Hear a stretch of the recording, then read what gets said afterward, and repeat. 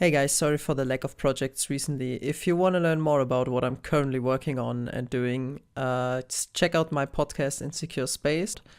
But anyway, I got a lot of new boards from Travis Lin, some of them already in January, and I haven't got around to make a video about them yet. So here it is. Let's start with the DSTIKE Deauther monster.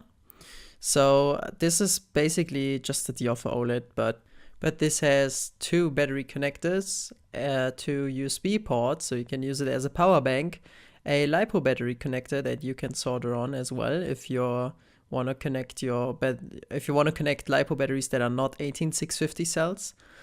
And the other components are the usual stuff. So you have the slide switch for up and down select, the OLED for the menu if you're running the Deauthher, which comes pre-flashed, so just plug and play really.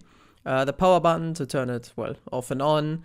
You also have indicator LEDs for the battery. You now have a voltage protection, not voltage protection, a reverse polarity protection. So if you put the batteries in the wrong way, there's no longer magic smoke that comes out of your charging circuit. And the other components basically the same. You have a highlight LED. You can use it as a flashlight.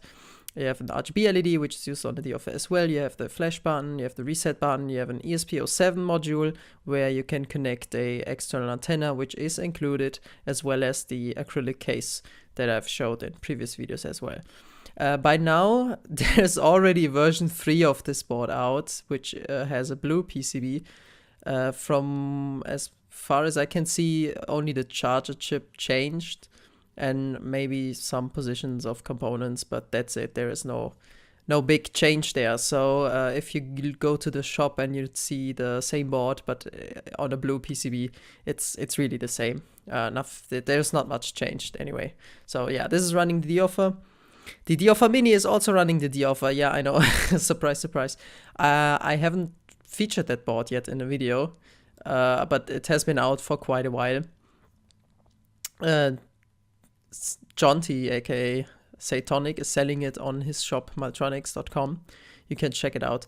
Yeah, it's basically again just the Deauthher board. It has the same features, just instead of having an 18650 battery connector, it has the little JST connector. So you can't put a 18650 cell in there right away.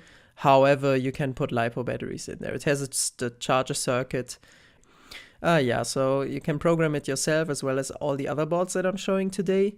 But this also comes pre-flashed with the Deauthher.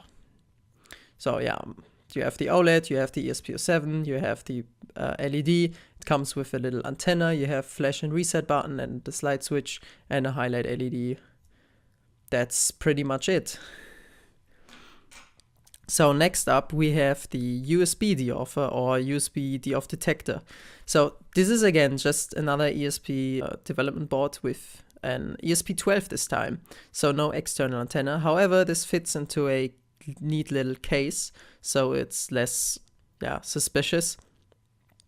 It doesn't really have any fancy features despite an RGB LED and a little buzzer. So this buzzer can play 8-bit sounds over a PWM signal, if you're into that. I updated the Deauth Detector sketch now, so there's a version of it. If you go to my GitHub, I will link everything. As soon as this detects a deauthentication attack, so you just plug this thing in, you run an attack, maybe over one of the other boards, it will start playing the theme song of Pirates of the Caribbean. Pretty random, I know. I just searched for the next best song. Someone made work on such a little buzzer and put it in my sketch. However, you can of course change that to a different song or just modify the sketch. Everything is on GitHub. It's really straightforward.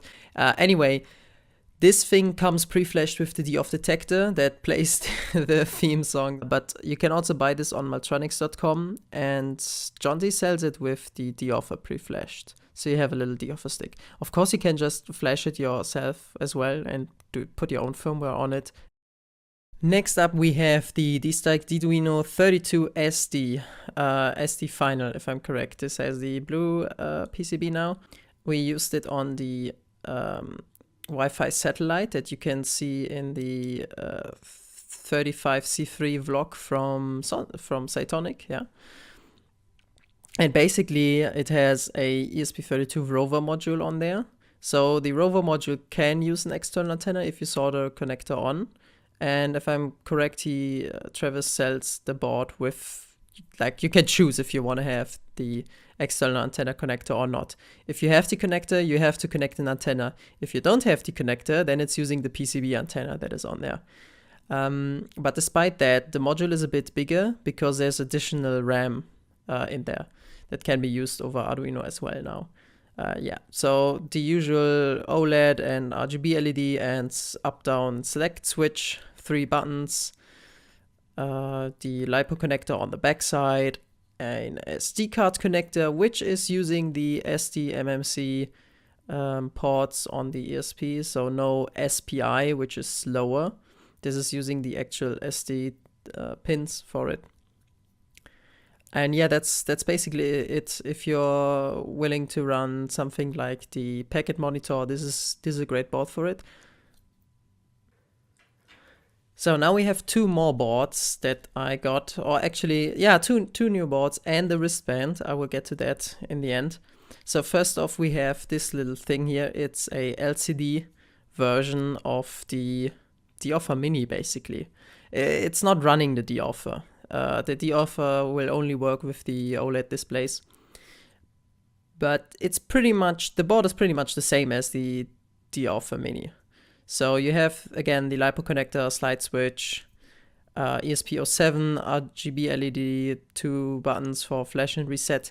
But instead of the OLED, you now have a 240 by 240 pixel LCD display. The driver that is used is the ST7789.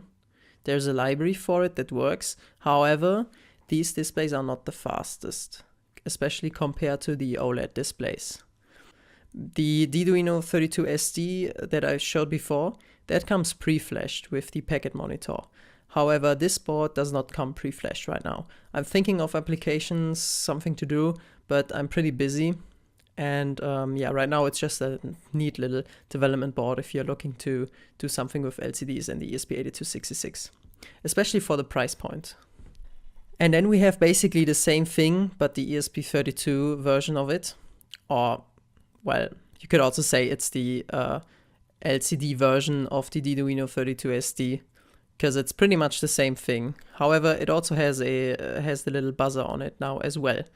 And yeah, pretty much you have the rover module that I talked about before, the buzzer, the RGB LED, 2 buttons, the LCD, the same one as on the previous model, SD card slots, slide switch, and yeah, LiPo battery support so you can charge and use the battery. Pretty neat. Again, it's a bit more expensive. This is, oh, by the way, this is the D-duino-32 XS. There is an XR version as well. So the XR version that is out is pretty much the same board. However, it's much cheaper as it's not using the rover module, but the normal room module, which does not have additional RAM and does not have the antenna connector. And it also doesn't have the LiPo support, as far as I can see. But it's much cheaper, so if you don't need additional RAM, which I guess it's not being used in most cases for Arduino developers for sure, and you don't need a battery, then this is a much cheaper choice. But yeah, that's pretty much it. And now for the last thing I have in this video, the DSTIKE wristband 32. So you have probably seen my video about the 8266 wristband, which is using the Deauth. Now this is, I think he's calling it a ESP32 watch DevKit or something.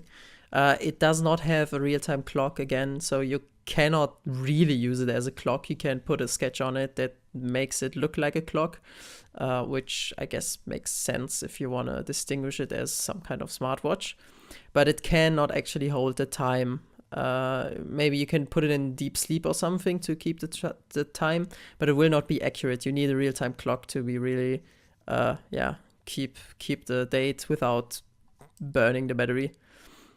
But despite that, it's a pretty neat board. So basically you have an ESP32 room in there. It comes with a battery. You have 4 buttons on the side. You have an OLED on top with the buzzer and the RGB LED. You have the usual slide switch for up, down, select. You have an on and off switch, and you have an SD card slot.